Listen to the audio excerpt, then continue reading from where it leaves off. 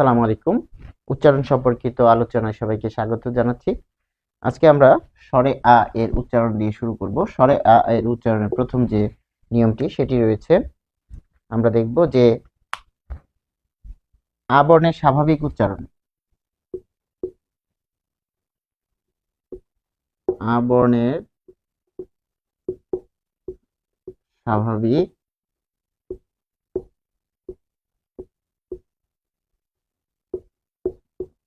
উচ্চারণ।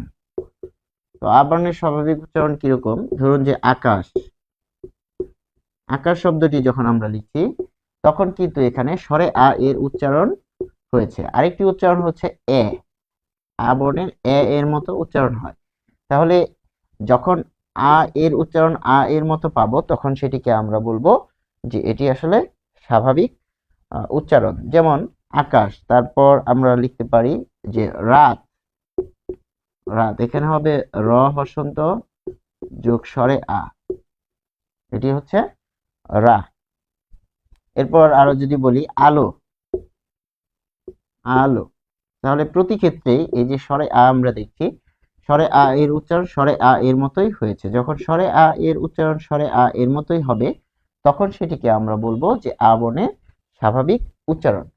এরপর দ্বিতীয়ত আমরা যে উচ্চারণটি দেখব সেটি হচ্ছে যে শব্দ শুরুর, শব্দ শুরুর বর্গীয় জ ইয়, শব্দ শুরুর বর্গীয় জ ইয়, বর্গীয় জ ইয় এর সঙ্গে যুক্ত আকার সাধারণত, এর সঙ্গে অর্থাৎ শব্দের শুরুতে যদি বর্গীয় জ ইয় থাকে এর সঙ্গে যুক্ত স্বরে আ অর্থাৎ আকার, এর সঙ্গে যুক্ত আকার সাধারণত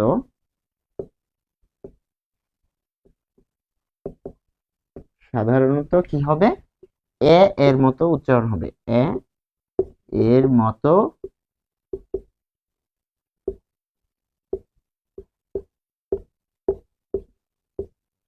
উচ্চারিত হবে। তাহলে সেটি কিরকম আমরা একটু দেখব। যে জ্ঞান, যখন বলছি যে জ্ঞান, দেখুন এখানে বর্গীয় জ ইয় যোগ স্বরে আ এরকম রয়েছে, এরপর এখানে দন্তন্য রয়েছে। তাহলে এটি স্বাভাবিক উচ্চারণ হবে না, এটি হবে এ এর মতো, এ এর মতো। ফলে উচ্চারণটি আমরা লিখব এরকম যে জ্ঞান, উচ্চারণটি হবে জ্ঞান। এখানে সুস্পষ্ট দেখুন একটি জফলা এসেছে, ফলে উচ্চারণটি হয় জ্ঞান।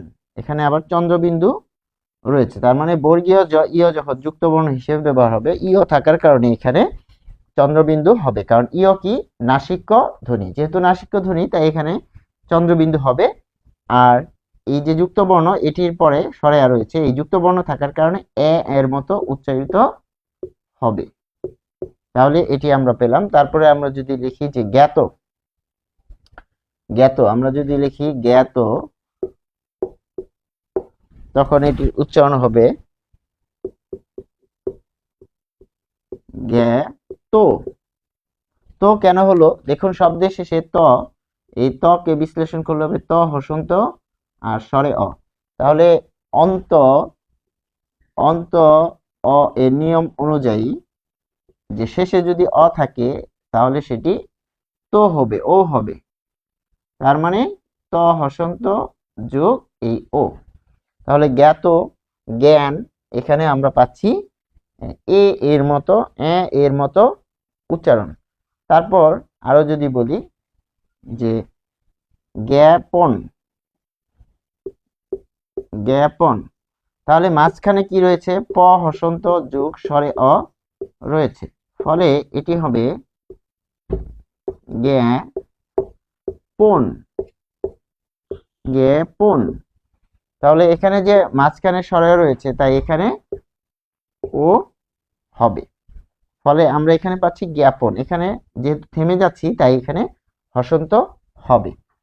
পাশাপাশি আমরা দেখলাম যে এ এর মতো উচ্চারণ হয়, একটা হচ্ছে স্বরে আ সরাসরি এরকম উচ্চারণ হয়। আরেকটি হচ্ছে শব্দের মধ্যের বর্গীয় জ ইয় এর সঙ্গে যুক্ত আকার যুক্ত অ আকার এবং এ এর উভয় রূপে উচ্চারিত হয়। মাঝখানে শব্দের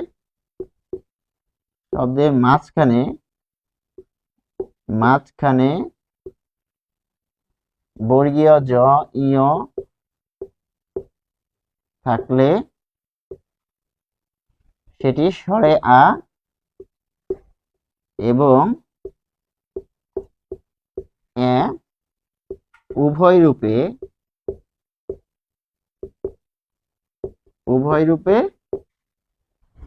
উচ্চারিত হয়। উভয় রূপে উচ্চারিত হবে। যেমন বিজ্ঞান, এখানে মাঝখানে বর্গীয় জ ইয় রয়েছে, ফলে এটি হবে এরকম বিজ্ঞান, বিজ্ঞান, অথবা কি হবে বিজ্ঞান, বিজ্ঞান অথবা বিজ্ঞান। তার মানে আ হিসেবেও হতে পারে, এ হিসেবেও হতে পারে। এখানে এ আর এখানে আ রূপে। তাহলে আ বর্ণের ক্ষেত্রে আমরা তিনটি নিয়ম পাচ্ছি। একটি হচ্ছে যদি প্রথমে থাকে তাহলে কি হবে, প্রথমে থাকলে এ হবে, আর যদি মাঝখানে থাকে তাহলে দুটোই হতে পারে, আ হতে পারে, এ হতে পারে। আর দেখা যাচ্ছে যে এখানে মূল ফ্যাক্টর হচ্ছে বর্গীয় জ ইয় থাকলে এ এর মতো উচ্চারণ হবে, সেটি আমরা ধরে নিব বা প্র্যাকটিস করব। তাহলে একটি হচ্ছে স্বাভাবিক, যেমন আকাশ, তাহলে যখন আকাশ বলবো, আকাশ শব্দের স্বরে আ এখানে স্বরে আ এর মতোই উচ্চারিত হয়েছে, কোনো পরিবর্তন হয়নি। আর যখনই বর্গীয় জ ইয় আসবে তখনই এই যে এ এর মতো প্রভাবটি আসবে। এরপর আমরা দেখব যে রস্বই দীর্ঘই এর উচ্চারণ। রস্বই দীর্ঘই কিরকম হতে পারে। রস্বই দীর্ঘই যে যাই থাকুক না কেন, রস্বই দীর্ঘই উচ্চারণে হবে রস্ব ই। একদম সহজ। যেমন দিন, দিন যদি থাকে তাহলে দেখুন দিন উচ্চারণ করে আমরা থেমে যাচ্ছি, তাই এটি হবে দিন, হসন্ত হবে। এখানে হসন্ত বানানে হসন্ত হবে না, উচ্চারণে হসন্ত হবে না। তারপর যখন বলছি দিনও, তখন দিনো, কারণ নয়ের সাথে কি রয়েছে, ন হসন্ত যোগ স্বরেও রয়েছে। যেহেতু স্বরে হয়েছে এবং উচ্চারিত হয়েছে, তাই এটি ন হসন্ত যোগ ও, এই ও এর উচ্চারণকে ধারণ করবে।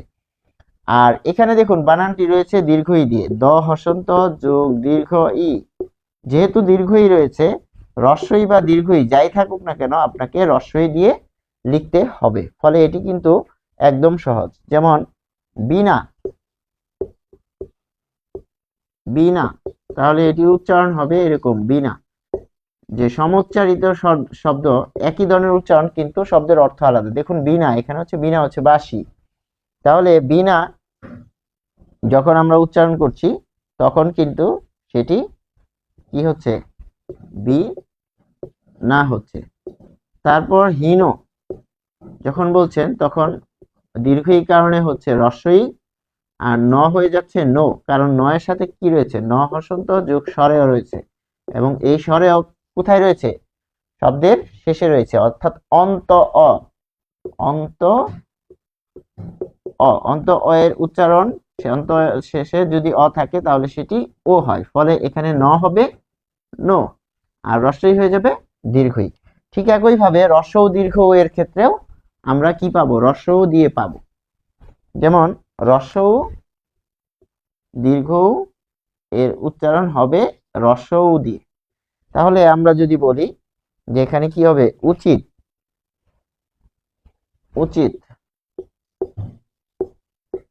উচিত, এটি হবে উচিত ত হর নিচে হসন্ত। কারণ কি, বানান হচ্ছে, বানানে হসন্ত লেখা হয় না, বানানে কি করা হয় না, বানানে হসন্ত লেখা হয় না, কিন্তু উচ্চারণে হসন্ত লিখতে হয়। কারণ কি, উচিত যখন আমি বলছি তখন আমি থেমে যাচ্ছি, উচিত থেমে যাচ্ছি, যেহেতু থেমে যাচ্ছি তাই এখানে হসন্ত হবে। এরপর উষা, তাহলে দীর্ঘ মূর্ধন্য ষ, মূর্ধন্য ষ এর উচ্চারণ হয় তালব্য ষ দিয়ে, তাহলে মূর্ধন্য ষ থাকার কারণে তালব্য ষ, আর রস্য দীর্ঘ থাকার কারণে রস্য, এই যে উষা। আশা করি আমরা বুঝতে পেরেছি। এরপর আমরা আরেকটি উদাহরণ দেখব, যে 19, 19 বানান হচ্ছে হসন্ত ছাড়া, কিন্তু উচ্চারণ কি, 19, 19, 19 যখন বলছি 19 তখন থেমে যাচ্ছি, যেহেতু থেমে যাচ্ছি তাই হসন্ত দিচ্ছি, ফলে উচ্চারণে হসন্ত থাকবে, বানানে হসন্ত থাকবে না। যেমন ঊনবিংশ, ঊনবিংশ, এটি খুব ইম্পর্টেন্ট, এটি ইম্পর্টেন্ট তাই আমি এখানে স্টার দিয়ে রাখলাম। কেন ঊনবিংশ হবে, দেখুন রস্য এর কারণে, দীর্ঘর কারণে হবে রস্য, তারপর ন হবে নো, উনো, কারণ কি, নয়ের পর, নয়ের সাথে কি রয়েছে, ন সমান ন হসন্ত যোগ স্বরে অ, আবার এই স্বরে অ এর পরে দেখুন রস্যই রয়েছে, তাহলে আমরা কি পড়েছিলাম, যে স্বরে অ এর পর যদি কার থাকে, রস্যই দীর্ঘই, রস্য দীর্ঘ, রি এগুলো যদি থাকে, তাহলে সেটা অ থাকলে ও হবে, ফলে এটি হচ্ছে উনো। তারপর এখানে দেখুন বিংশ, ঊনবিংশ, তাহলে ঊনবিংশ কখন আমরা যখন বলছি ও এবং অনুসারের মধ্যে উচ্চারণগত কোনো পার্থক্য নেই, তাহলে এখানে হবে ঊনবিং, উনো এই যে ব রস্যই, আর এটা হবে উ, ঊনবিং। তারপর তালব্যস্য, তালব্যস্য এটি হবে শো, কারণ কি, তালব্যস্য হসন্ত যোগ স্বরে অ রয়েছে, তালব্যস্যের সাথে কি রয়েছে, স রয়েছে, যেহেতু স রয়েছে তাই সটা কি, অন্তঃস্বরধ্বনি, অর্থাৎ শেষে রয়েছে, অর্থাৎ অন্ত অ, অর্থাৎ শেষে অ এর নিয়ম এখানে পড়েছে, ফলে ঊনবিংশ এর মধ্যে ব্যাপক পরিবর্তন রয়েছে। একটা হচ্ছে দীর্ঘ থেকে রস্য এই নিয়মে পড়েছে, তারপর হচ্ছে এখানে অ এর নিয়ম পড়েছে, একটা হচ্ছে রস্য, তারপরে এখানে অ এর নিয়ম পড়েছে, তারপর হচ্ছে অনুস্বার এর নিয়ম পড়েছে, আরেকটা হচ্ছে তালব্যস্যের শেষে অ এর নিয়ম পড়েছে। তাহলে কয়টা নিয়ম পড়েছে, 1 2 3 4, এখানে 4টা নিয়মের কারণে উচ্চারণটা এরকম পরিবর্তন হয়েছে। তো এরকম ভাবে আমরা যদি খেয়াল করি যে রস্য দীর্ঘ এর ক্ষেত্রে কিন্তু রস্য হবে। তাহলে বধূ, এটি যদি বলি বধূ, এটি কি হবে, বধূ, তাহলে এটি হবে ব, হবে বো, কারণ ব এর পর এই যে কার রয়েছে, আর ধু, ধু এখানে রস্য, এটি কিন্তু আমরা স্বরে ও এর নিয়মের মধ্যেও পড়েছি এই উদাহরণটি। তাহলে দীর্ঘ আছে, দীর্ঘ হয়ে যাবে রস্য, কারণ রস্য দীর্ঘ যাই থাকুক না কেন সেটি রস্য হয়। আর এই যে ব আছে প্রথমে, ব এর পরে কার রয়েছে, তাই এটি ব হবে বো, এখানে ব হসন্ত যোগ স্বরে অ, এটি হবে ব হসন্ত যোগ ও, তার মানে অ হবে ও। তো আশা করি আমরা ধরতে পেরেছি। এরপর আমরা রি এর নিয়ম দেখব। রি, রি এটা হবে এরকম,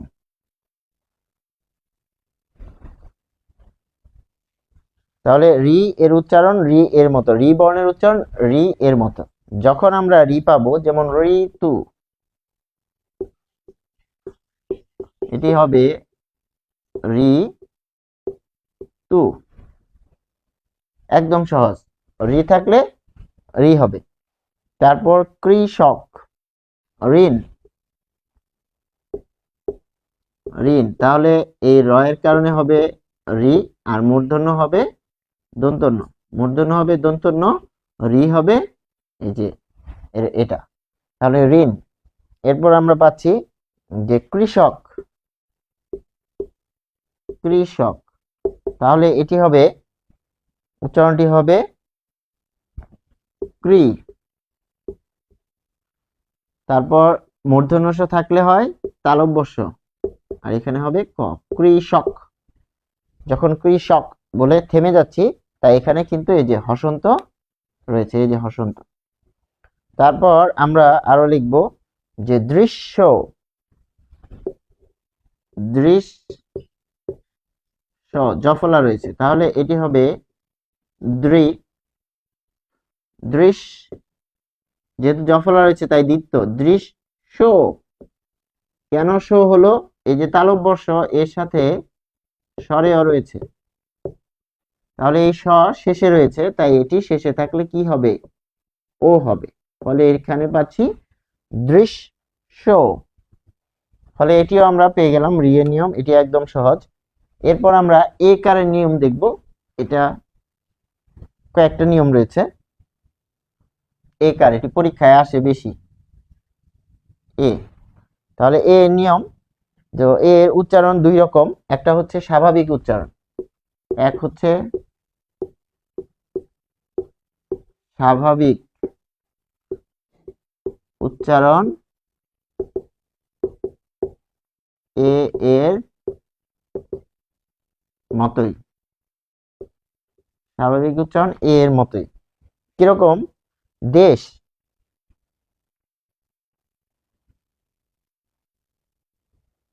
যেমন দেশ, তাহলে এটির উচ্চারণ হচ্ছে দেশ। দেখুন, দেশ উচ্চারণে বানানে কিন্তু হসন্ত থাকে না, কিন্তু উচ্চারণে হসন্ত থাকে। ফলে এ এখানে কিন্তু এ এর মতোই উচ্চারণ হচ্ছে, কারণ দ হসন্ত যোগ এ, আর এখানে পাচ্ছেন দ হসন্ত যোগ এ, দ হসন্ত যোগ এ। তার মানে ব্যাপারটা দাঁড়ালো এরা কিন্তু কোনো পরিবর্তন সমর্থন করছে না। তারপর আরো যদি বলি, এলো, সে বাজারে এলো, তাহলে এ লো, এলো যখন বলছি তখন কিন্তু এটি একই উচ্চারণকে ধারণ করছে, যেরকম আছে সেরকমই। এরপর আমরা যদি বলি আদ্য এ, আদ্য 2 নম্বর নিয়ম, সেটি হচ্ছে আদ্য এ, অর্থাৎ শুরুতে এ এর পরে অ বা আকার থাকলে, এর পরে স্বরে অ বা আ,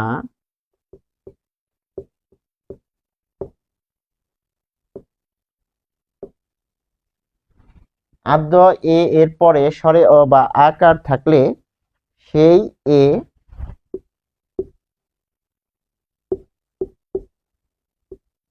সাধারণত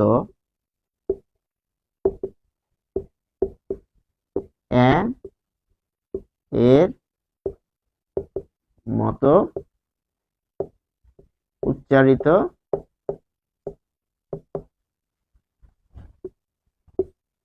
হবে। তাহলে আমরা যদি দেখি, যেমন, যেমন এর উচ্চারণ কি? যে আমরা জানি যে এখানে এই জ থাকলে কি হবে? বর্গীয় জ। তাহলে এটি হবে যে, তারপর হবে মন, মাঝখানে ম এর সাথে অ রয়েছে, তাই অ থাকার কারণে মো, তারপর হচ্ছে দন্তন্য হসন্ত, যেমন। দেখুন এই জ এর কারণে হবে বর্গীয় জ। তাহলে এখানে একটা নিয়ম, এখানে দুইটা নিয়ম এটি পড়েছে, এখানে দুইটা নিয়ম অ্যাক্টিভ হয়েছে। একটি হচ্ছে ম এর সাথে অ রয়েছে, অ থাকার কারণে সেটি এখানে কি ও হয়েছে। এরপর আমরা তেমন যদি বলি, যে তেমন,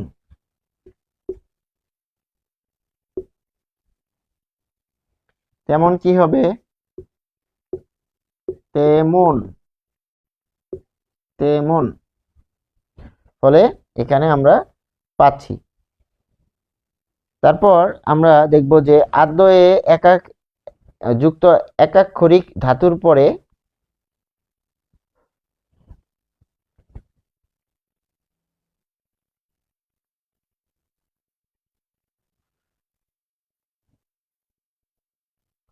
আচ্ছা, একাক্ষরিক ধাতুর পরে অর্থাৎ একার যুক্ত ধাতুর সঙ্গে আ প্রত্যয় যুক্ত হলে 3 নাম্বার, একার যুক্ত ধাতুর সঙ্গে 3 নাম্বার, একার যুক্ত ধাতুর সঙ্গে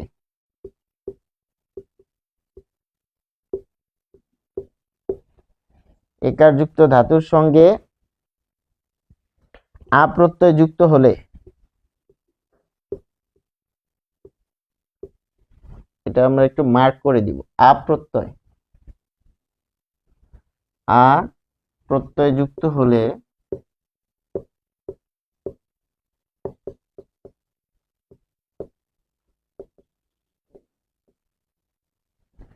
একার যুক্ত ধাতুর সঙ্গে আ প্রত্যয় যুক্ত হলে কি হবে? এর উচ্চারণ এ রূপে হবে, সেই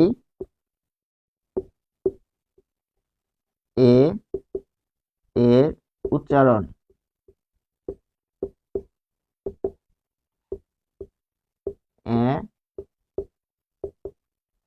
এর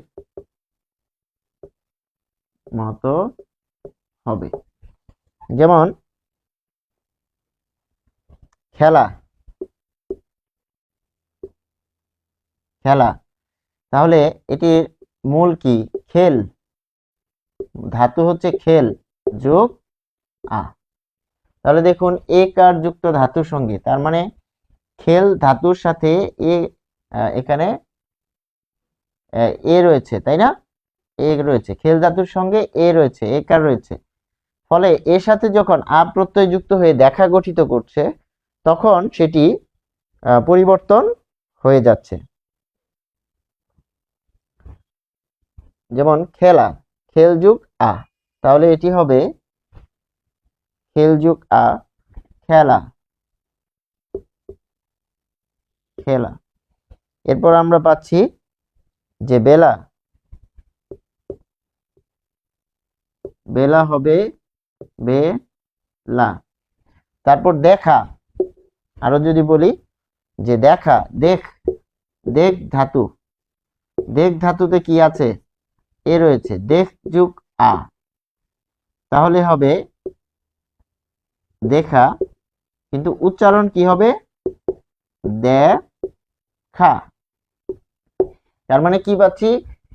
ধাতু চিনতে হবে, তাহলে যে ধাতুর সঙ্গে একার রয়েছে, যেমন দেখ একার রয়েছে, খেল একার রয়েছে, বেলা এখানে একার রয়েছে, এর সাথে স্বরে আ রয়েছে, এর সাথে যখন স্বরে আ প্রত্যয় যুক্ত হয়ে কি করছে?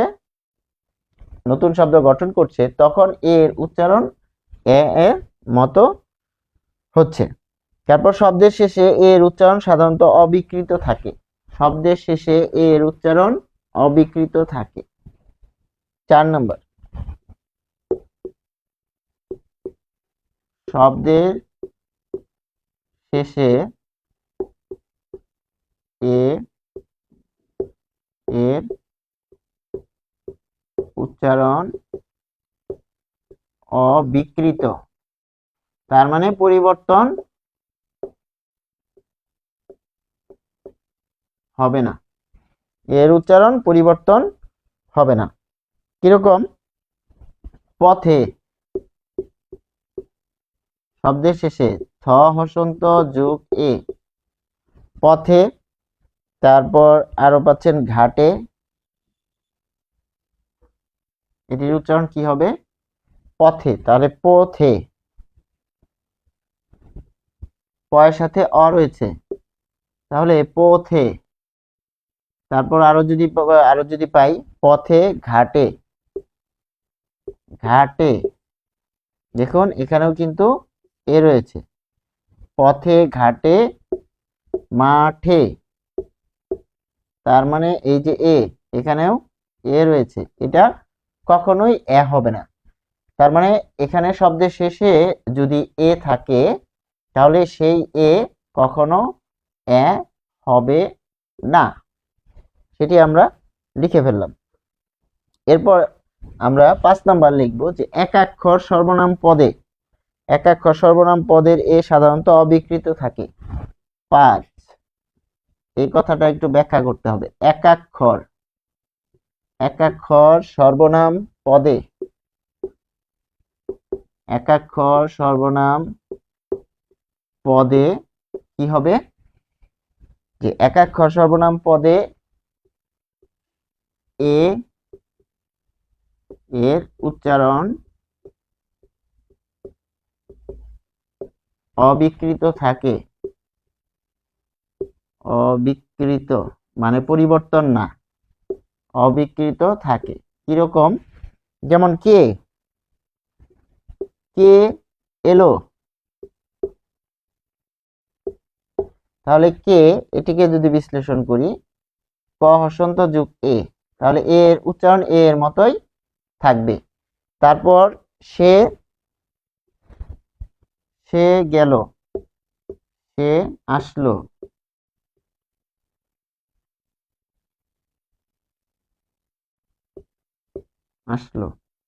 তাহলে এখানে এর উচ্চারণ এর মতোই করতে হবে, কোনো পরিবর্তন করা যাবে না। কে, সে, তারপরে রে, তাহলে 3টি পাচ্ছি, যে একাক্ষর সর্বনাম পদে আমরা কি পাচ্ছি, কে, সে, রে। অর্থাৎ সর্বনামের ক্ষেত্রে আপনি এর উচ্চারণ এর মতোই রাখতে হবে, পরিবর্তন করতে পারবেন না। তারপর আমরা এ শেষ করলাম, এখন আমরা ওইতে যাব, যে ওই এর উচ্চারণ কিরকম। তো ওই এর উচ্চারণটা লিখতে হবে কিরকম, যে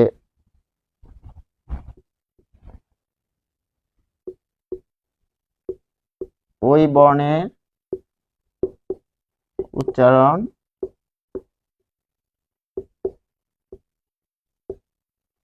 লিখতে হবে, ওই বর্ণের উচ্চারণ লিখতে হবে ওই, ওই। তাহলে কিরকম, আমরা যদি বলি ঐকিক একটা শব্দ, ঐকিক, তাহলে এটি লিখতে হবে ওই কিক। যেহেতু কিক বলছেন তাই আপনাকে এখানে হসন্ত দিতে হবে, ওই কিক। ফলে ওই হয়ে গেছে এই যে ওই, তাহলে বর্ণটা লিখবো এরকম কিন্তু উচ্চারণটা লিখবো ওই দিয়ে। তারপর তৈল, তৈল, এটি হবে তৈ লো, কারণ কি ল এর সাথে অ রয়েছে, যেহেতু শেষে অ রয়েছে তাই এটি হবে, এটিকে ভাঙলে হবে ল হসন্ত যোগ ও, তার মানে অ হচ্ছে ও। আর এখানে কি হচ্ছে, ত হসন্ত যোগ ও যোগ রসই, তার মানে এখানে ও কার হিসেবে ব্যবহার হয়েছে, ফলে এখানে আমরা পাচ্ছি ওই। তাহলে এই যে ওই, এখানে উচ্চারণে যখন লিখবো তখন ওই দিয়ে এরকম ভাবে লিখতে হবে। এরপর আমরা দেখব যে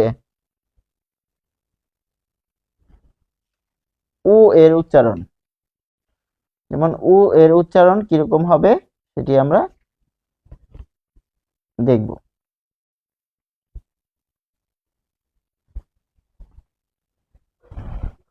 এ ওই গেল, তারপর হচ্ছে উ ও, এটা বাকি আছে, তাহলে স্বরবর্ণ শেষ উ।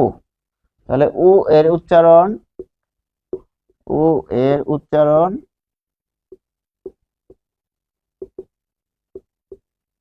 ও এর মতো, ও এর উচ্চারণ ও এর মতোই হবে। যেমন বোধ, বোধ, এখানে আছে ব হসন্ত যোগ ও, তাহলে এটি পরিবর্তন হয়ে হবে বোধ। বরং বানানে হসন্ত নাও থাকতে পারে কিন্তু উচ্চারণে অবশ্যই কি হবে, হসন্ত থাকবে। তারপর বোধন, বোধন, এটি হবে বো, বোধন, হসন্ত। ফলে এখানে দেখুন ব হসন্ত যোগ ও রয়েছে, এখানেও পরিবর্তন না হয়ে ব হসন্ত যোগ ও থেকে গেল, ফলে ও এর উচ্চারণ ও এর মতোই থাকবে, একদম সহজ। কিছু আছে একদম সহজ, সবচেয়ে জটিল হচ্ছে স্বরে অ এর উচ্চারণ, কারণ 3 ভাবে হয়। আরেকটা হচ্ছে ও। তাহলে ও এর উচ্চারণ কিরকম? ও বর্ণের উচ্চারণ হচ্ছে, ও বর্ণের উচ্চারণ ও, ও বর্ণের উচ্চারণ হচ্ছে ও, এখানে হর্ষন্ত হবে। তাহলে এখন আমরা দেখি, যেমন ঔষধ, ঔষধ কি হবে?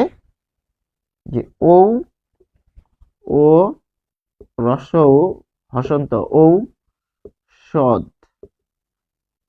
হসন্ত। কেন হলো? এটা হচ্ছে ও এর উচ্চারণ, এই যে এইটুক, এটা বর্ণ, এটা উচ্চারণ। তারপর মূর্ধন্য ষ থাকলে মূর্ধন্য ষের উচ্চারণ সবসময় তালব্য ষ এর মতো হয়। আর ধ, এখানে বানানে অ আছে, কিন্তু এখানে অবিলোপ হয়ে উচ্চারণ হবে ঔষধ। আর যদি আপনি হসন্ত না দেন, এটি হবে ঔষধ, ঔষধ হয়ে যাবে, ঔষধ না। বিষয়টি হচ্ছে ঔষধ। যখন থেমে যাচ্ছেন তখন উচ্চারণে অবশ্যই আপনাকে হসন্ত দিতে হবে। তো মোটামুটি এই ছিল যে আমাদের বর্ণের উচ্চারণ, স্বরবর্ণ। এবার আমরা যে ব্যঞ্জন বর্ণ দেখব, ব্যঞ্জন বর্ণের উচ্চারণ।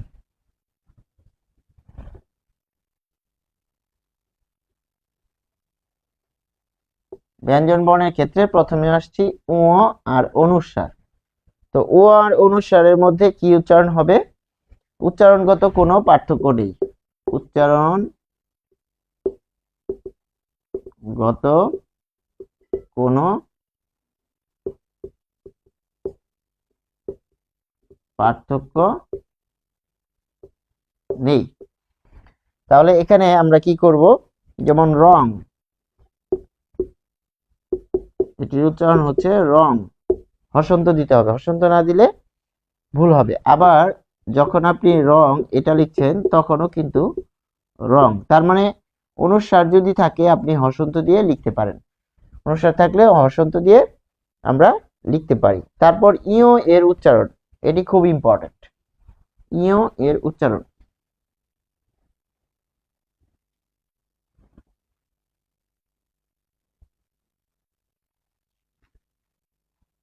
এখানে ইও এর উচ্চারণটা আমরা দেখব। ইও বর্ণের নিজস্ব কোনো উচ্চারণ নেই, ইও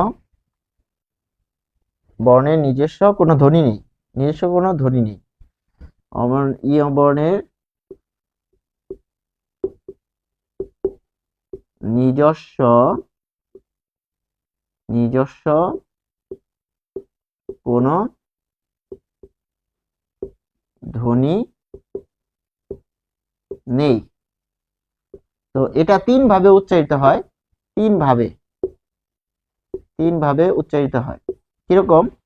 শব্দের প্রথমে, শব্দের প্রথমে ইয় এর উচ্চারণ,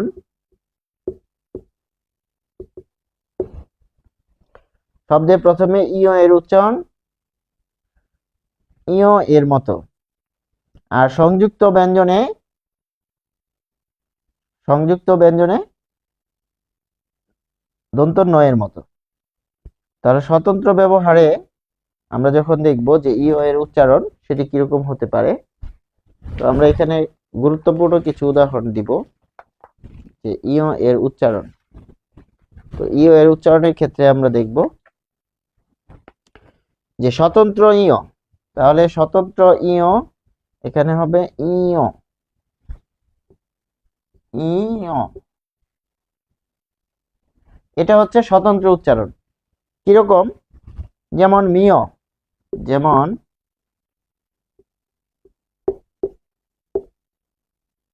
মি, এটার উচ্চারণ কি হবে? মিও, মিও। যেহেতু অ শেষে আছে তাই ও হয়ে যাবে, মিও। ফলে এখানে গুরুত্বপূর্ণ বিষয় হচ্ছে এখানে চন্দ্রবিন্দু দিতে হবে, কারণ কি ইও নিজেই তো নাসিক্য বর্ণ, ফলে এখানে হবে মিও। তারপর আরো যদি বলি মিয়া, বলে না কি মিয়া কই যাও, বা গনি মিয়া এরকম বলে যে মিয়া, ফলে এটির উচ্চারণ হবে মিয়া। তার মানে ইয় এর উচ্চারণ হবে এরকম শব্দের প্রথমে যদি থাকে, তাহলে শব্দের স্বতন্ত্র যখন ব্যবহার হবে, শব্দের যখন স্বতন্ত্র ব্যবহারে এখানে হবে শব্দের স্বতন্ত্র ব্যবহার।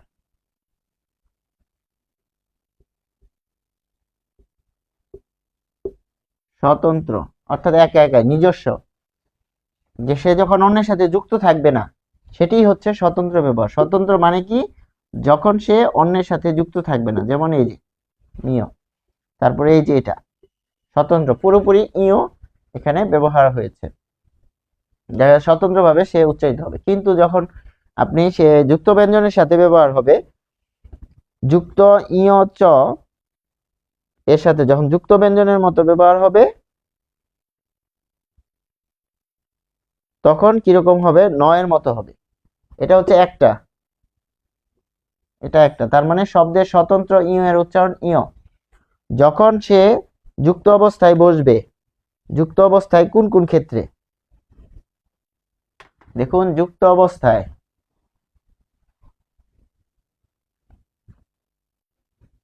যে যুক্ত অবস্থায় এটা হচ্ছে দুই,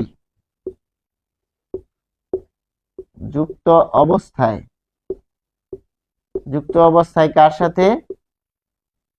যুক্ত অবস্থায় এটা ব্র্যাকেট দিলাম, যুক্ত অবস্থায় হচ্ছে ইয় যোগ চ ছ বর্গীয় জ ঝ, ইয় যোগ চ ছ বর্গীয় জ ঝ, এই চারটার সাথে যদি ইয় বসে, তখন সে যুক্ত অবস্থায় দন্ত ন এর মতো। এটা খুবই ইম্পর্টেন্ট, কারণ কি এটার সাথে যুক্ত বর্ণ জড়িত, উচ্চারণ জড়িত, বানান জড়িত।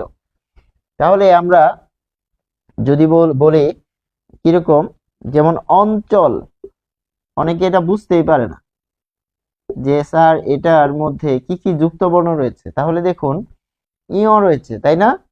অঞ্চল, এটার উচ্চারণটা হচ্ছে অঞ্চল। যেহেতু উচ্চারণটা অঞ্চল, যেখানেই আপনি ন পাবেন সেখানে আপনি ইও বসাবেন। তাহলে অঞ্চল, অঞ্চল, তাহলে এটি আপনি বসাবেন কি? ইয় যুক্ত বর্ণটা আমরা লিখলাম ইয় যুগ চ। দেখুন দন্ত ন হসন্ত, দন্ত ন এর জায়গায় আপনি বসাবেন ইয়, এরপরে কি চ, তার মানে আগে ইয় পরে চ। এটা অনেকে বুঝতে পারে না, পরীক্ষায় এটা ভুল করে, আগে চ বসায় পরে ইয় বসায়।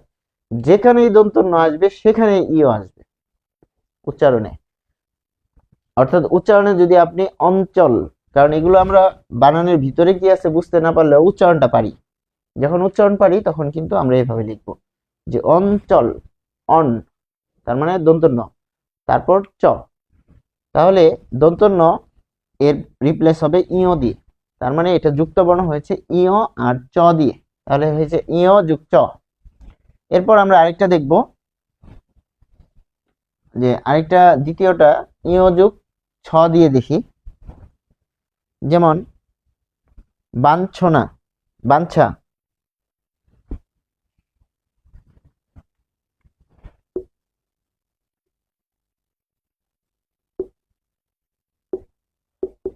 তাহলে এটি হবে বান ছা। যেহেতু বান এই যে ন, তাই এর পরিবর্তে লিখবেন ইয় যোগ এই যে ছ, ইয় যুগ ছ, বাঞ্ছা। তাহলে বাঞ্ছা আমরা লিখলাম। এরপর আমরা দেখব এখানে দুইটা গেল, এটা গেল, এটা গেল। তারপর বর্গীয় জ দেখব, ব্যঞ্জন। আচ্ছা, ব্যঞ্জন।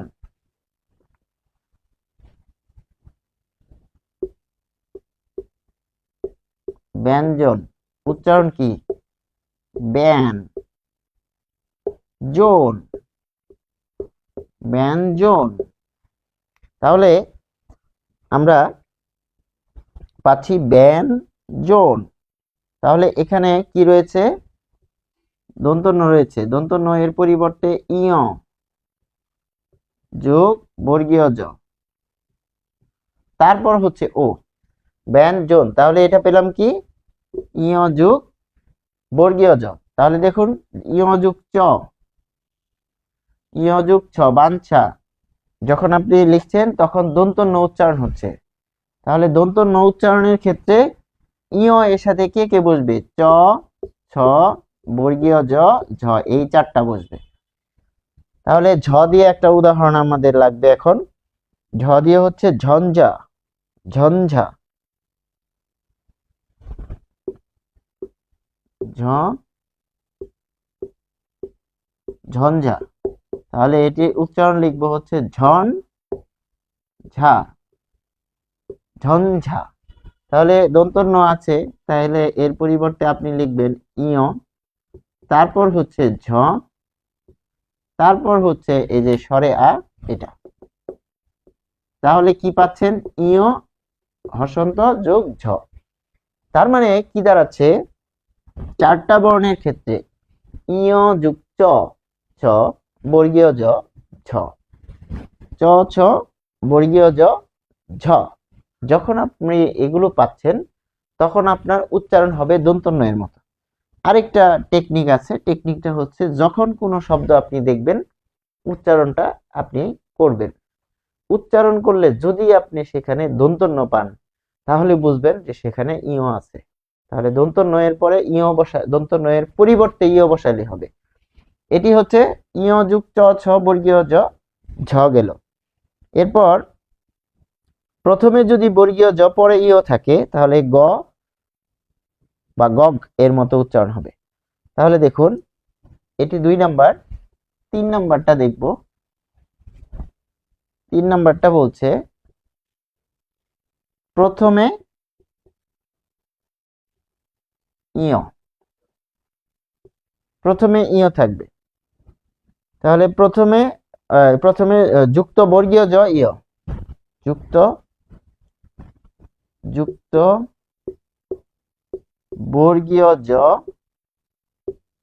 ইয়, যুক্ত বর্গীয় জ ইয় যদি থাকে। যুক্ত বর্গীয় জ কোথায় থাকে? দেখুন, জ্ঞান।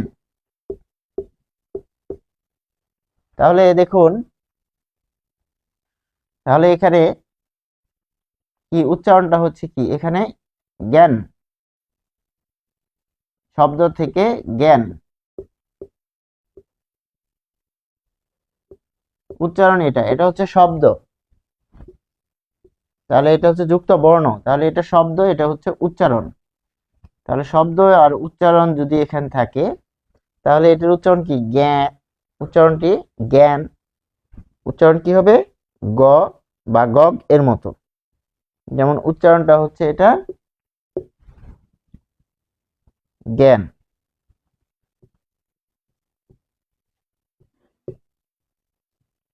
তাহলে দেখুন, এখানে আপনি উচ্চারণ যে লিখছেন যে জ্ঞান, তাহলে এই যে জ্ঞানটা আপনি লিখলেন সেটি, এটা হচ্ছে বানান, এটা হচ্ছে উচ্চারণ। তাহলে জ্ঞান যখন আপনি লিখছেন তখন এখানে আপনি পাচ্ছেন গ এবং গ এর মতো। ঠিক আছে? তাহলে এখানে পাচ্ছেন গ এর মতো, উচ্চারণটা গ চন্দ্রবিন্দু এর মতো। কিন্তু যখন বলছেন যজ্ঞ, যজ্ঞ, তাহলে এখানে হচ্ছে যোগ গো, যোগ গো। তার মানে যখন বর্গীয় জ বর্গীয় জয়ের সাথে বসতেছে তখন আপনি উচ্চারণ পাচ্ছেন গ হসন্ত আর গ। তার মানে শুধু একবার চন্দ্রবিন্দু আছে এখানে, তাহলে এখানে গ এর মতো পাচ্ছেন, আবার গ গ গগ এর মতো পাচ্ছেন। তাহলে আমরা পাচ্ছি গগ গগ গগ আর গ গগ আর গ যজ্ঞ জ্ঞান। তার মানে এখানে পাচ্ছি যখন জ্ঞান শব্দের ক্ষেত্রে আর যজ্ঞ মানে বর্গীয় জ ইয় জ্ঞান, দেখুন জ্ঞান এটা ছিল ন, কিন্তু যখন বলছেন অঞ্চল অঞ্চল তাহলে এটির উচ্চারণ হচ্ছে অঞ্চল অঞ্চল। যখন আমরা পড়ছি যে অঞ্চল, দেখুন আগে দন্ত ন এর কারণে ইয়, কিন্তু এখানে কি আগে আগে বর্গীয় জ, কারণ পরে হচ্ছে জ্ঞান, তার মানে পরে হচ্ছে ন, এই যে ইয়, তার মানে এখানে বর্গীয় জ যোগ ইয়, ফলে যেখানে দন্ত ন আসবে সেখানে ইয় বসবে। যখন ইয় পরে বসে তখন তার উচ্চারণ গ এবং গগের মতো হবে। আর যদি সে আগে বসে, যেমন চ ছ বর্গীয় জ ঝ এদের আগে বসে, তখন নয়ের মতো হবে। ক্লিয়ার? তার মানে যুক্ত বর্ণ যুক্ত বর্ণ যুক্ত বর্ণ যখন গঠন করবে তখন আগে যদি ইয় বসে, পরে যদি চ ছ এগুলা বসে বর্গীয় জ ঝ, তখন হবে নয়ের মতো ন। তার মানে আগে যদি ইয় বসে, এটা খেয়াল করতে হবে, আর এখানে যদি পরে বসে তাহলে পরে এখানে হচ্ছে ইয় আর এখানে হচ্ছে ইয়, তাহলে এখানে কিছু একটা বসবে বর্গীয় জ ইয়। তার মানে এখানে আগে বসলে যুক্ত বর্ণে যদি আগে সে বসে পরে তাহলে দন্ত ন, আর যদি সে পরে বসে তাহলে হবে যে গ বা গগ এর মতো। কারণ কি এখানে বর্গীয় জ আগে, পরে হচ্ছে ইয়। ইয় এর উচ্চারণ এরকম ভাবে হয়ে থাকে। এরপর আমরা দেখব মূর্ধন্য দন্তন্য। মূর্ধন্য এর উচ্চারণ, মূর্ধন্য এর উচ্চারণ হচ্ছে দন্তন্য এর মতো। যেমন ক না, এটি হবে ক না, তাহলে মূর্ধন্য দন্তন্য, একদম সহজ। তারপর হচ্ছে ঝনি বাণী বা নি, এটি কি হবে বা নি। দন্তন্য মূর্ধন্য হবে দন্তন্য, আর দীর্ঘই হবে রস্বই, কারণ রস্বই দীর্ঘই সমান রস্বই। পাশাপাশি আরেকটা দেখব যে হরিণ হরিণ, এটা হবে হরিণ, হসন্ত হবে কারণ থেমে যাচ্ছি। হরিণ হো কেন হলো, হ কেন হো হচ্ছে, হো হচ্ছে কারণ হচ্ছে হ এর পর দেখুন এই যে কার রয়েছে, হ এর সাথে অ রয়েছে, অ এর পরে এখানে কার রয়েছে যে রস্বই, তাহলে এই রস্বই থাকার কারণে হ হচ্ছে হো, তারপর রি, তারপর এই মূর্ধন্য হচ্ছে দন্তন্য, এভাবে হরিণ আমরা পেয়ে গেলাম। এরপর আমরা দেখব যে ব এর উচ্চারণ কিরকম হবে।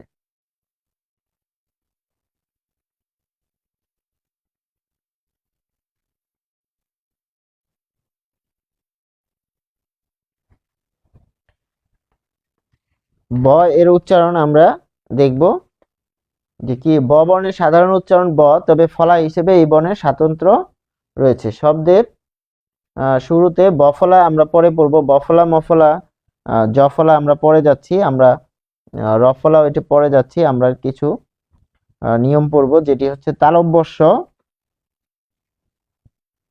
মূর্ধন্য স আর দন্ত স। তালব্য স,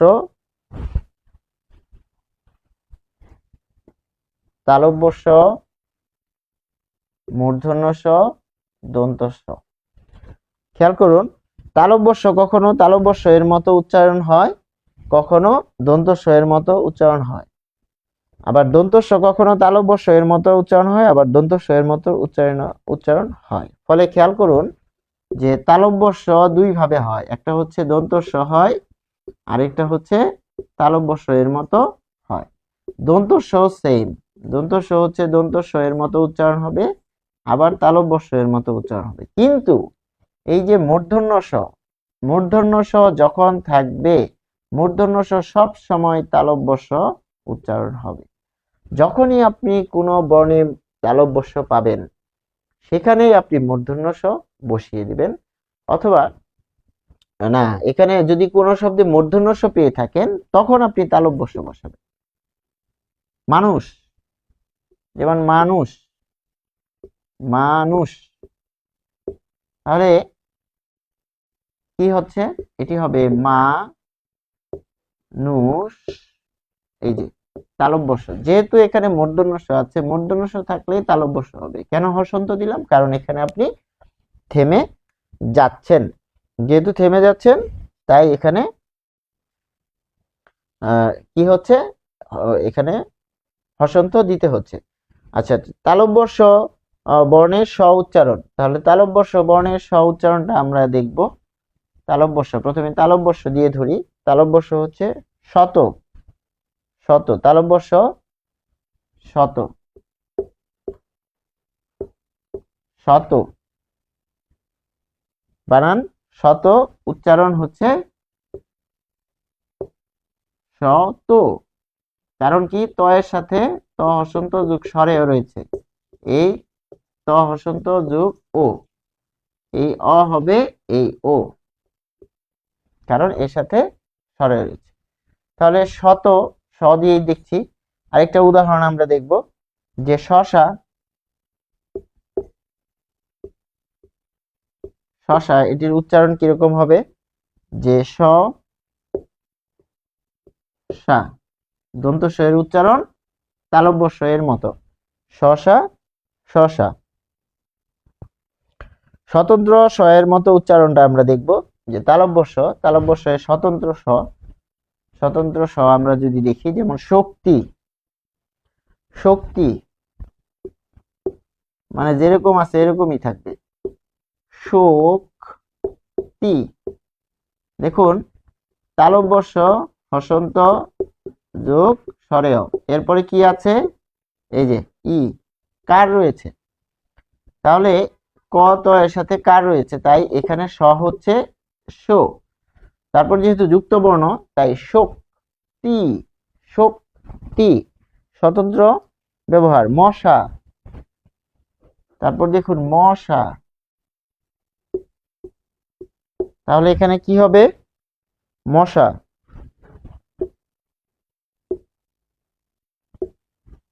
শাসন,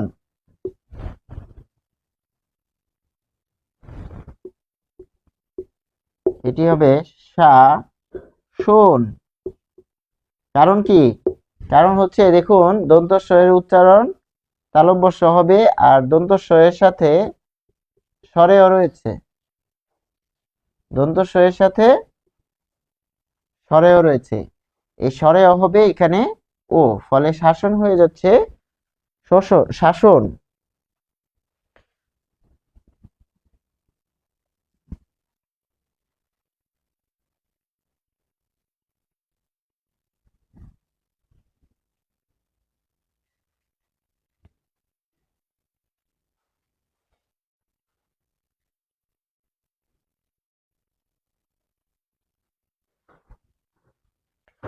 তারপর স্ববর্ণের উচ্চারণ যখন তালব্য স দিয়ে হচ্ছে, আচ্ছা, স্ববর্ণের উচ্চারণ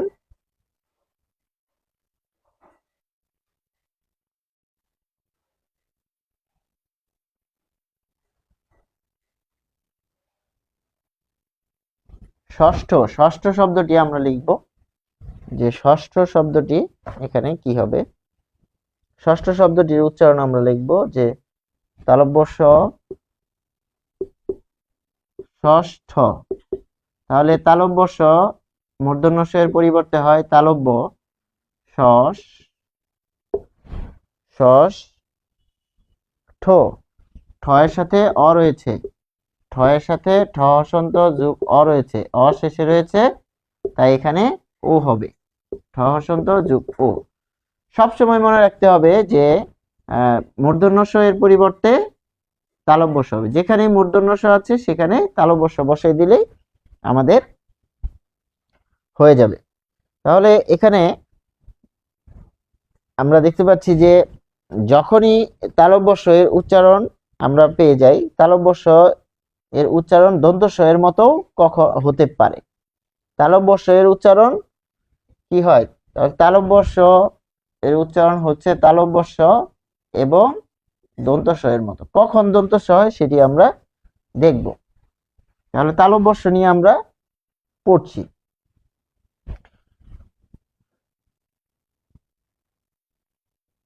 দেখুন, যুক্ত তালব্য ষ যোগ ন অথবা র যদি হয় তখন কি হবে? তখন দন্ত ষ আসবে। যেমন প্রশ্ন, প্রশ্ন। তাহলে এখানে কি রয়েছে? এটাকে ভাঙলে হবে তালব্য ষ হসন্ত যোগ ন। যেহেতু প্রশ্ন ন রয়েছে, সেক্ষেত্রে আমরা এখানে লিখব যে দন্ত ষ, ইংরেজি এস এর মতো উচ্চারণ, ইংরেজি এস এর মতো। তাহলে ইংরেজি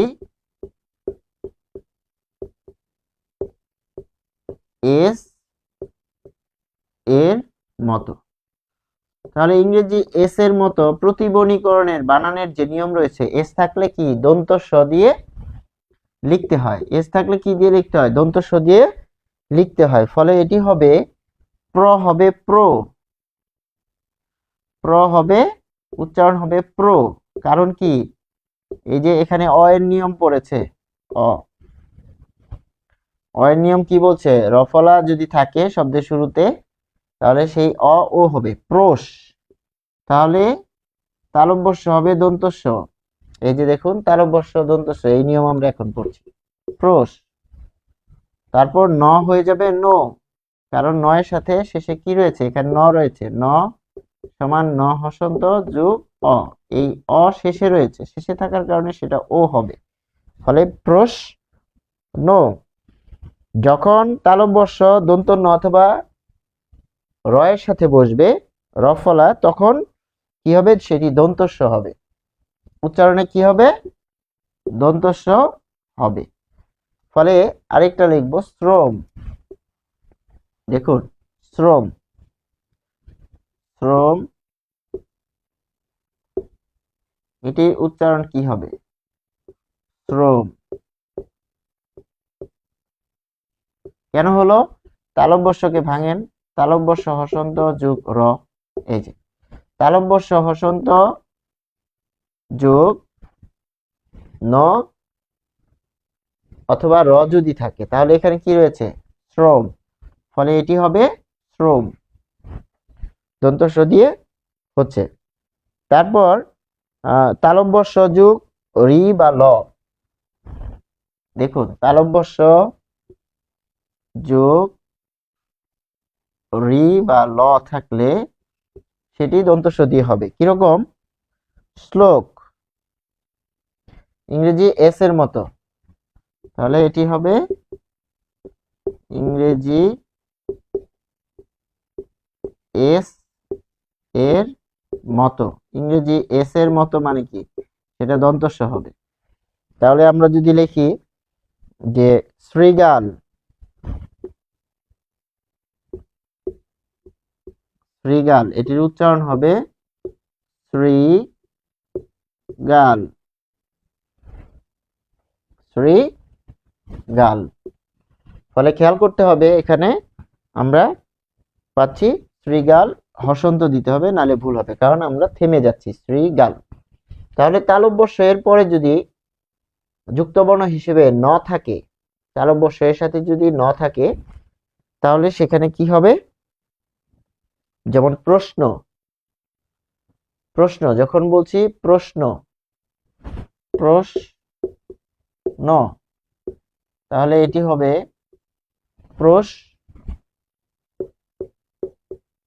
প্রশ্ন।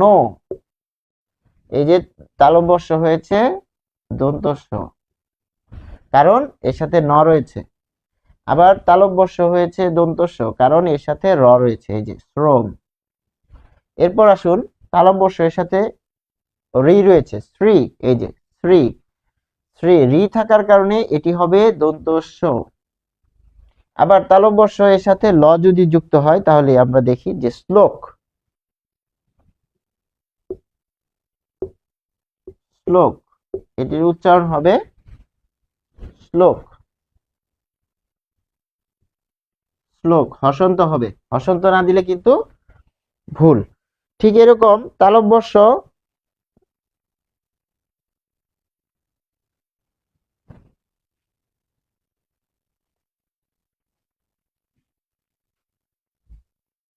আচ্ছা,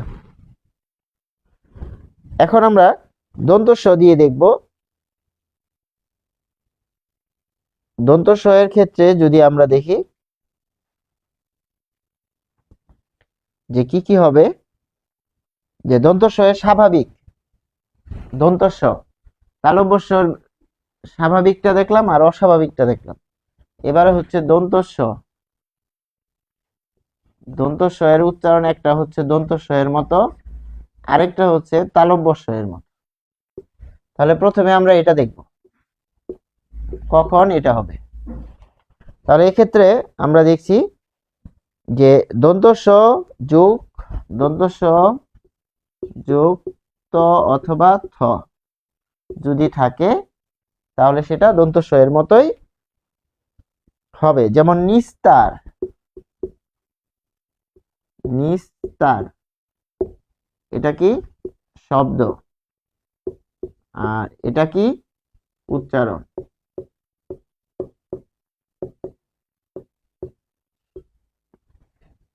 এটা হচ্ছে শব্দ নিস্তার, তাহলে দন্ত স এখানে ভাঙলে হবে দন্ত স হসন্ত যোগ ত, তাহলে নিস্তার শব্দটি এখানে যুক্ত বর্ণ আমরা পেলাম।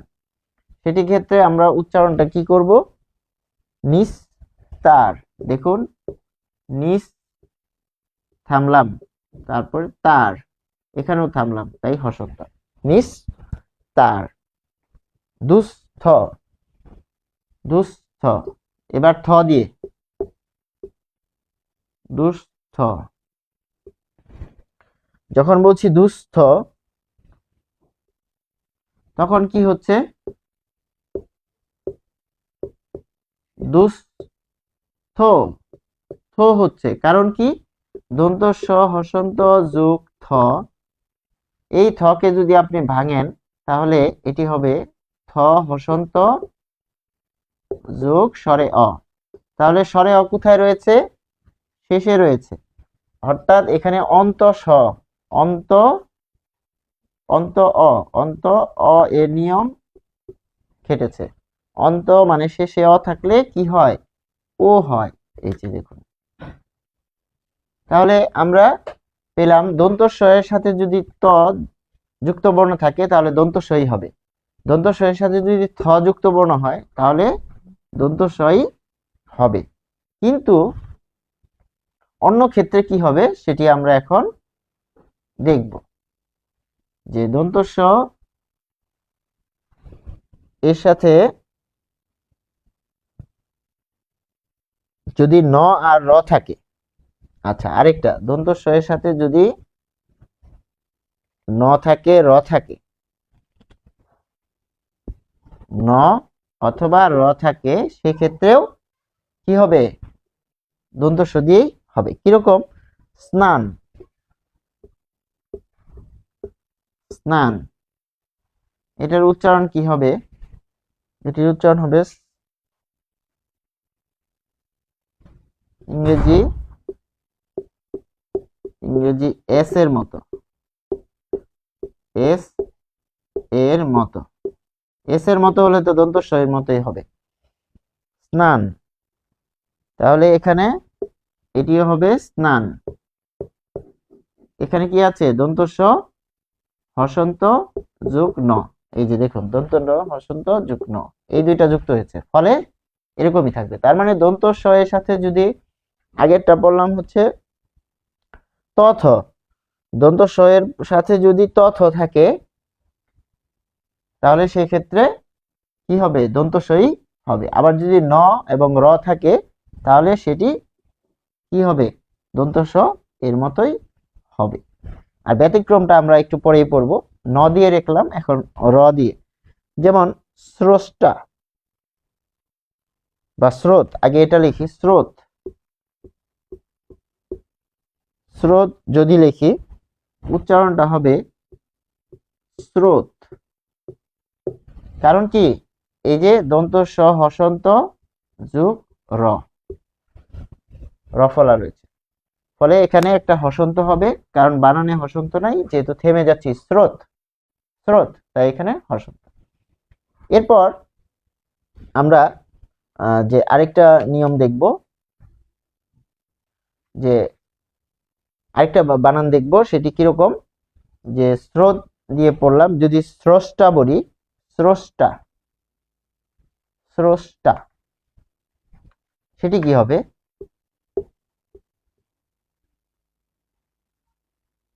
স্রষ্টা,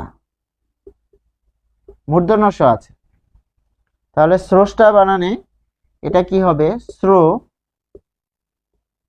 স্রো তালব্য স টয়াকারের টা। কেন হলো দেখুন, দন্ত স এর সাথে রফলা রয়েছে, এটা হচ্ছে আদ্য স্বরে অ এর নিয়ম। আদ্য স্বরে অ, আদ্য স্বরে অ কি? যে শব্দের শুরুতে যদি স্বরে অ থাকে রফলা যুক্ত, তাহলে সেটি ও হবে, ফলে এই যে এখানে ও হলো, পেলেন স্রো। মূর্ধন্য স থাকার কারণে তালব্য স হলো স্রোস, যেহেতু থামলেন তাই হসন্ত, স্রোস। আর এরপরে টা হলো স্রষ্টা। এরকম ভাবে আমরা দন্ত স এর সাথে দন্ত স পড়লাম, দন্ত স কখন হবে। এবার আপনি দেখুন যে দন্ত স এর সাথে কি বসলে সেটি তালব্য স হয়।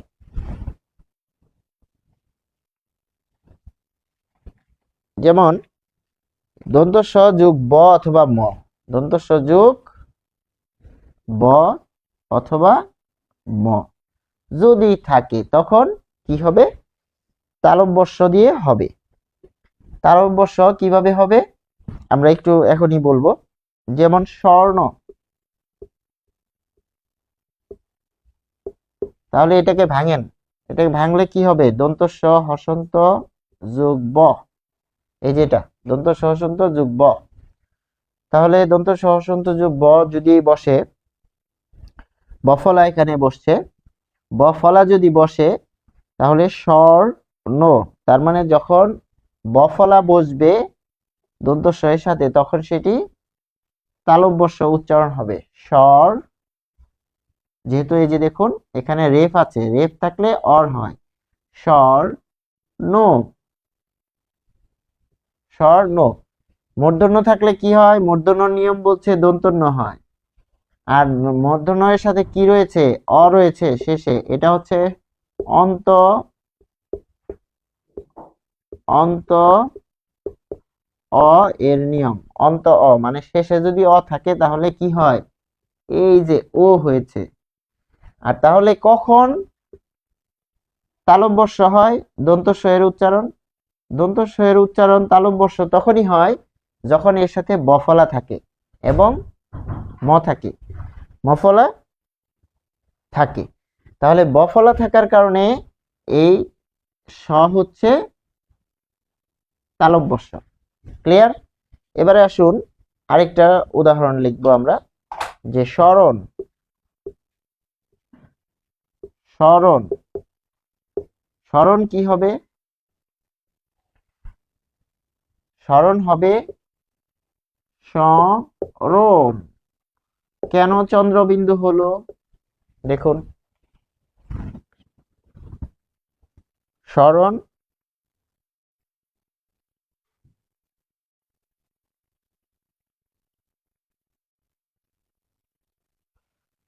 স্মরণ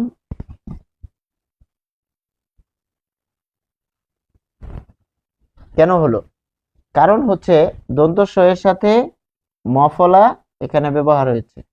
মফলা ব্যবহার কারণে ম যেহেতু প ফ, এই যে প ফ ব ভ ম, ম কি নাসিক্য বর্ণ না?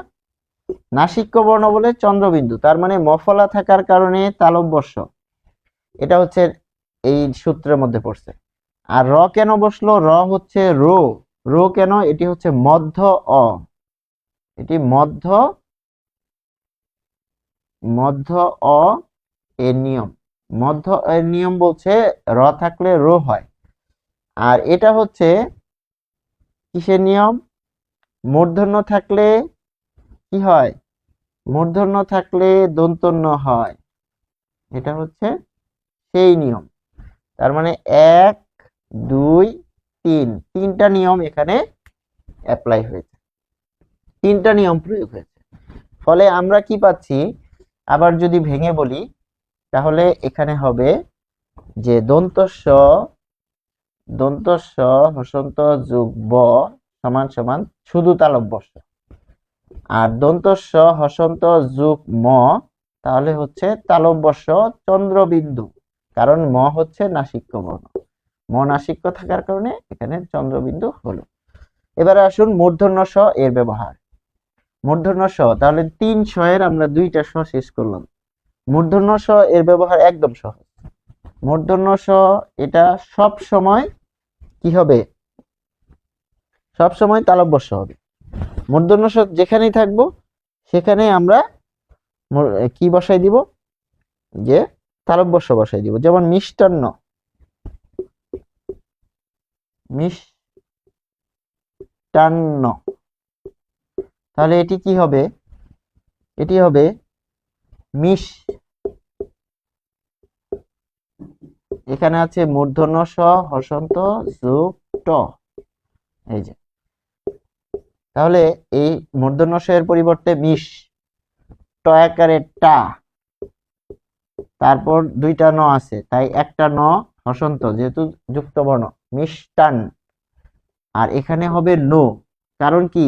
এটাকে ভাঙলে হবে ন হসন্ত যোগ ন, আবার এই নয়ের সাথে কি আছে? ন হসন্ত যোগ অ রয়েছে, তাহলে শেষে অ রয়েছে, তাই না? শেষে অ থাকলে কি হয়? এই যে ও হয়, শেষে অ থাকলে ও হয়, এটা হচ্ছে ন যোগ ও। তাহলে এখানে আমরা বলছি এরকম ভাবে যদি বলি যে শেষে ন থাকলে নো হয়, ফলে মিষ্টান্ন, যেখানেই আপনি মূর্ধন্য ষ পাবেন সেখানেই তালব্য স বসিয়ে দিবেন। তারপরে অনুষ্ঠান, অনুষ্ঠান এটা লিখি, এর মাধ্যমে আমরা আজকে ক্লাস শেষ করব। যে অনুষ্ঠান,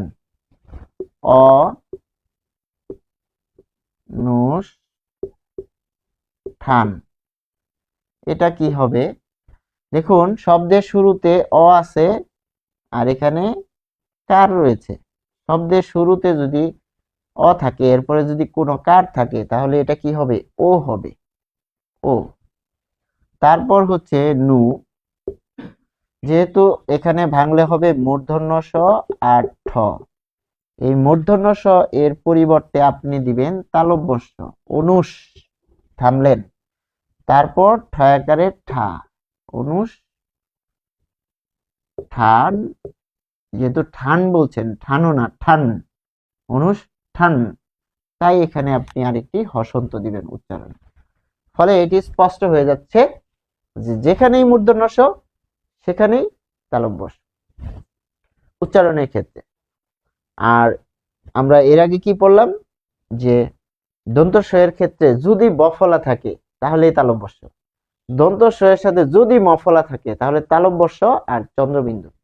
এইভাবে যদি আমরা মনে রাখি তাহলে কিন্তু ভুল হবে না, এবং দন্ত স এবং তালব্য স এর মধ্যে কিন্তু ভেজাল তৈরি করতে পারে। কিরকম? এর জন্য ওই 2টা নিয়ম খুব ভালো করে পড়তে হবে, বিশেষ করে আমাদের প্র্যাকটিস রাখতে হবে।